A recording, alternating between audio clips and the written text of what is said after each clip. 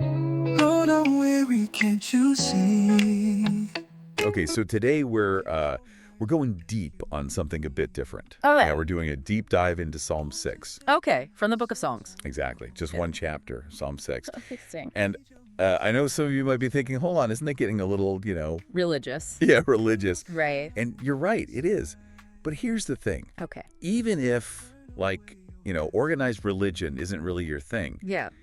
these ancient poems, they're packed with these incredible insights into human emotion Absolutely. and how people, like thousands of years ago, dealt with suffering Yeah. and hope and all those big, heavy things. Yeah. So it's like you're getting this direct line, this window into the human experience I love that. A window, yeah. from way back then. Thousands of years ago. Exactly. And what I think is especially fascinating about Psalm 6 is that it's not just a prayer. Oh, It's like this raw, unfiltered expression of, emotion, really. It's classified as a lament, which in biblical poetry is basically like a desperate cry for help when you're in distress. So, like, right off the bat, when you start reading this song, you see these instructions about music, Okay. talking about stringed instruments, and there's this thing called sheminith. Right? And I have to admit, like, I had no idea what sheminith was before I started prepping for this. It's not a common word. No, not at all. So, sheminith.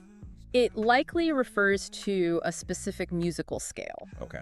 But the main takeaway here is that Psalm 6 was meant to be sung. Fun. Yeah, and, experienced through music. Got it. So imagine like a band today Okay. performing this with this like haunting melody Yeah. and a powerful chorus. I mean, that would be something else. It would, that sense of communal grief and hope all coming together through music. Man, that must have been something to experience. It must have been incredible. And there's actually another detail that adds even more to that whole communal experience thing. Oh, what's that? It says that this song was intended for the director of music, Right, right. which suggests that this wasn't just a private prayer. Exactly. It implies this was meant for a public setting. A public setting, you mean like, Like maybe even sung by the whole congregation. hold on, so people were actually singing this together.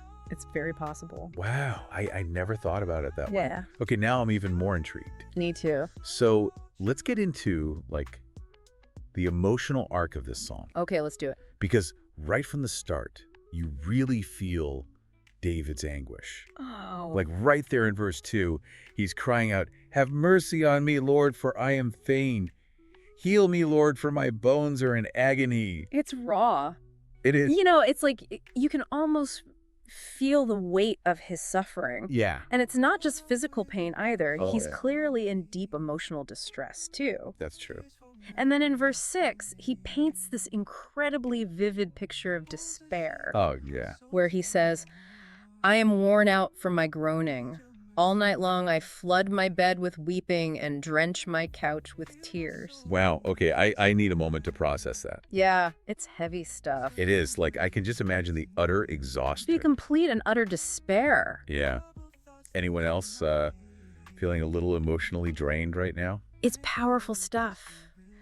But there's a shift. Shift, It's not all despair. Oh. In verse 4, there's this glimmer of something different. He Right. says, "Turn, Lord, and deliver me.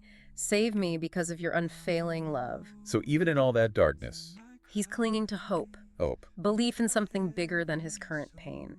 It's almost like he's refusing to give up entirely. Exactly. And that's, I think, what makes a good lament so powerful. Yeah. It's not just about, like, wallowing in sorrow. Yeah. It's about acknowledging the pain, the rawness of it all, Right. but at the same time holding on to that tiny flicker of A hope. flicker of hope. That's a good way to put it. And think about other famous laments throughout history.